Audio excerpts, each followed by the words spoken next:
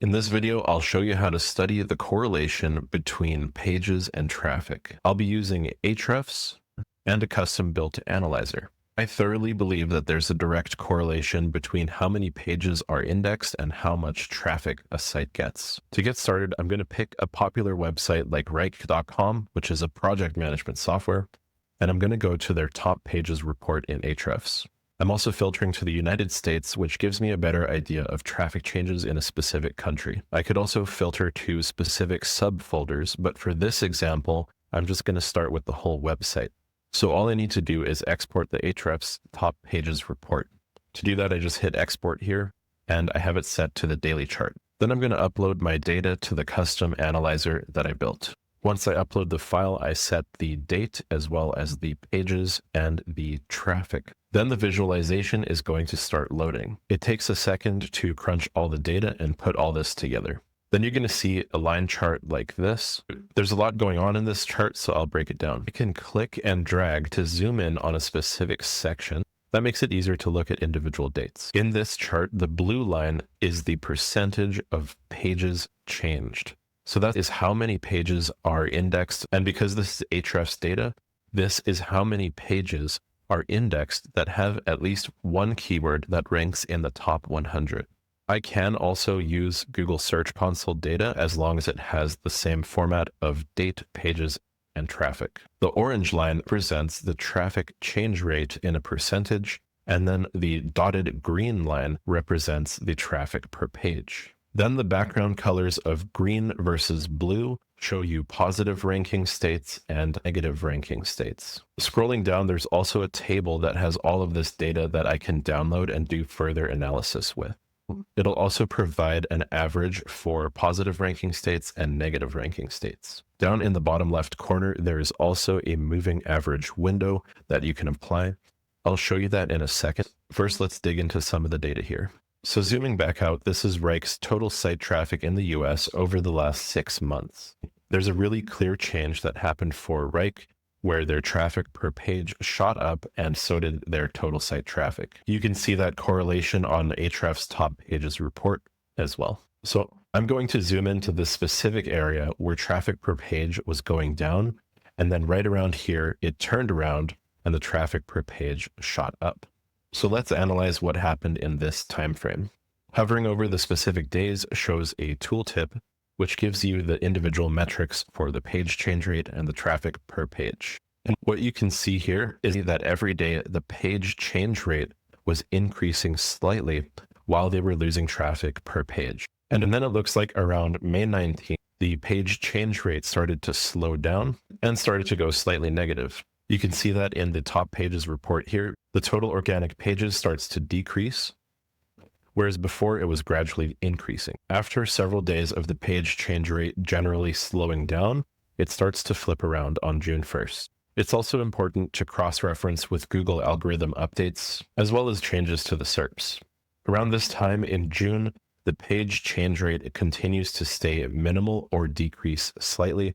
It's not increasing aggressively. And the traffic per page is increasing every day. Finally, the traffic per page shoots way up and the site enters a positive ranking state. And this whole time, the page change rate is still decreasing or staying minimal. Then around June 19th, the page change rate starts to go back up and even heads towards positive numbers, which is right here on the Ahrefs chart. You can see that the pages start to increase again, which caused a negative ranking state, and the traffic per page started to go down. Obviously, there's a lot going on with websites and the search results and algorithm updates, but it's really important to be keeping tabs on how many total index pages you have and how it's affecting your site.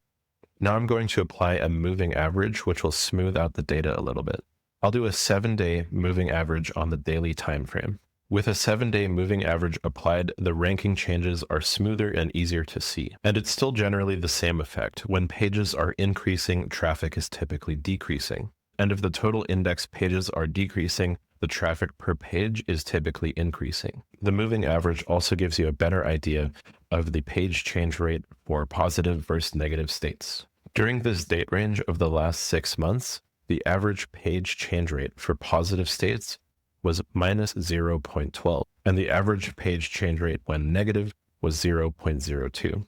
That means the site was in a positive ranking state when pages were decreasing slightly, and it was in a negative ranking state anytime the pages started to increase slightly. Again, I could drill down into specific subfolders like Reich's blog and do a similar analysis. I can also look at different time frames like daily, weekly, or monthly and adjust the moving average to get a better idea of ranking states. This also works just as well with Google Search Console data. I designed it for Ahrefs to be a quick and easy analysis, but if you do a little bit of formatting to your Google Search Console data, you can get a similar result. Now I'm going to head back to Ahrefs and I'm going to look at the same time frame to see what was going on between the pages decreasing and the traffic increasing. Again, this could have been algorithmic, or they might have made big site changes that got them this boost here. But I'm mostly interested in looking at the lost pages.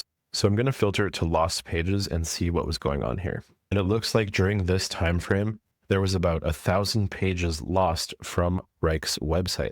And then clicking into some of these pages, you can see that they've been redirected.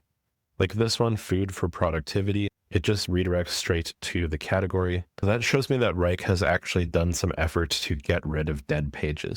Like this one too, tips on avoiding project overload. It redirects to their project management category. So they've definitely been getting rid of pages intentionally. It looks like they've been getting rid of pages that haven't been performing. And it looks like that strategy paid off. I believe that there's a good reason behind the strong correlation between pages and traffic. I believe it has a lot to do with PageRank, which has been around forever. PageRank is one of Google's oldest algorithms, and I believe that it's still used heavily to this day to impact rankings and traffic. There's obviously a lot of external factors that are decreasing traffic to websites, such as AI overviews and more people getting answers from AI tools instead of using Google search. However, with the rise of AI tools, almost every site is producing a lot more content. It's never been easier to make new pages, and everybody seems to be doing that. And what I see is a lot of websites are creating new content and trying to get more pages indexed without ever looking at or believing in the correlation between pages and traffic. If your site has lost traffic and you're only looking at external factors such as AI overviews, and you're not paying any attention to the correlation of how many pages your website has versus the overall traffic your site is getting, you might be missing out on a huge opportunity to improve your website's traffic and rankings. Most established websites are gradually getting an increasing number of referring domains over time. This increases the site's overall authority in the form of PageRank or link juice. A lot of people refer to it as link juice, but really the mechanism behind it is the ancient PageRank algorithm. But what I see way too often is websites are constantly outpacing how many pages they're producing versus how many referring domains they're getting, which creates imbalances and causes negative ranking states. And as soon as a website's total indexed pages starts to normalize, their traffic per page starts to go back up again. I'm going to share the link to this tool so that you can try it out for yourself and play around with your own data. Try different subsets of the website, try different date ranges, try different timeframes and moving averages, and you can even try it with Google Search Console data if you want to get more accurate results. From what I've seen using this tool to look at many websites is that sites that are gradually and slowly increasing their total pages tend to do fine, and then sites that increase their pages too quickly tend to get in trouble. Generally, what I see is websites that have a total number of index pages increasing too quickly tend to outpace their website's ability